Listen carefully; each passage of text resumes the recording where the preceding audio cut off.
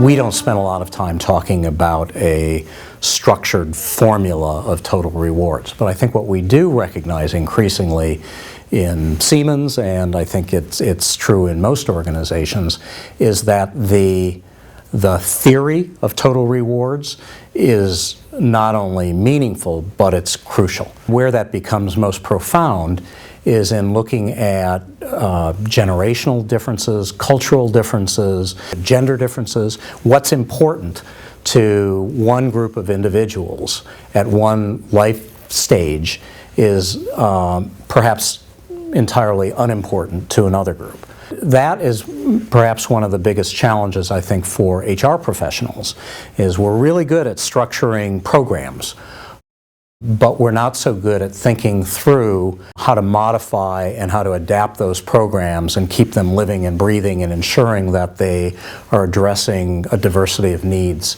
in an organization.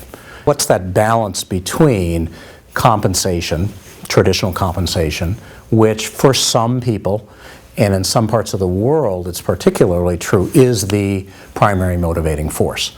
You've got countries in the world where, particularly in emerging economies, where 10%, 20%, 30% more money is readily available by walking across the street.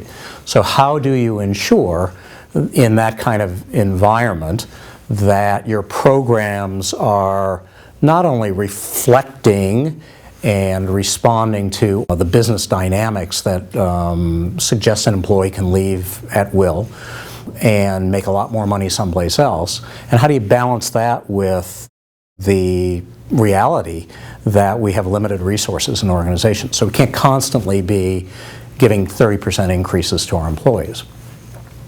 Some employees are going to be motivated by cash. Other employees, though, and particularly among, there's a lot of research that's suggesting that among the current sort of younger generation, I don't know which generation we're at, Generation Y now, Generation Z, that balance of work and life is so crucial that the opportunity to work virtually, the opportunity to, while you're in the workplace, to touch social networking sites. Some organizations have taken a very hard line about that and said nobody while they're at work can access Facebook. That has become so meaningful for an entire generation, and now generations of individuals and of employees, that those companies are going to have to adapt, and how quickly they adapt and how quickly they respond to the realities that are presented by different constituent groups is going to, I think, be not only a requirement for organizations, but it's going to be a demarcation of successful and perhaps non-successful organizations. There are going to be some pretty massive upheavals in organizations, and particularly large organizations. And if you look at multinational corporations, that's where it'll be the most pronounced. There's going to be a generational transfer. We all hear about that. We know that there's a generation of leadership and of management of organizations today that are going to be departing the workforce in the next several years. The group of employees and the group of workers that are following have grown up with entirely different perspectives in many cases, with different sort of recognition of or different feelings about work and life and the balance presented. And so what that's going to suggest, I think, for employers is some pretty profound changes. This whole idea of virtual work has been, probably during my career, that's the most massive, I think, change that's impacting all of us right now. Working at home, working across boundaries, working with people you've never met. So much, particularly in HR, so much of the success, the definition of success for a human resources professional is their ability to influence others and their ability to get people to do some things that perhaps they might not be predisposed to do. A lot of that is incumbent upon, I think historically, has been predicated on establishing some kind of personal credibility. Often that translates into a personal relationship.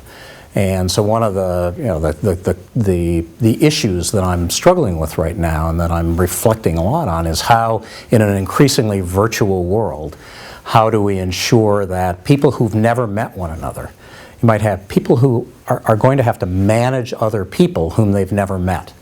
And that presents a pretty unique set of challenges, I think, for workers who are new to organizations, contemplating changing to another organization.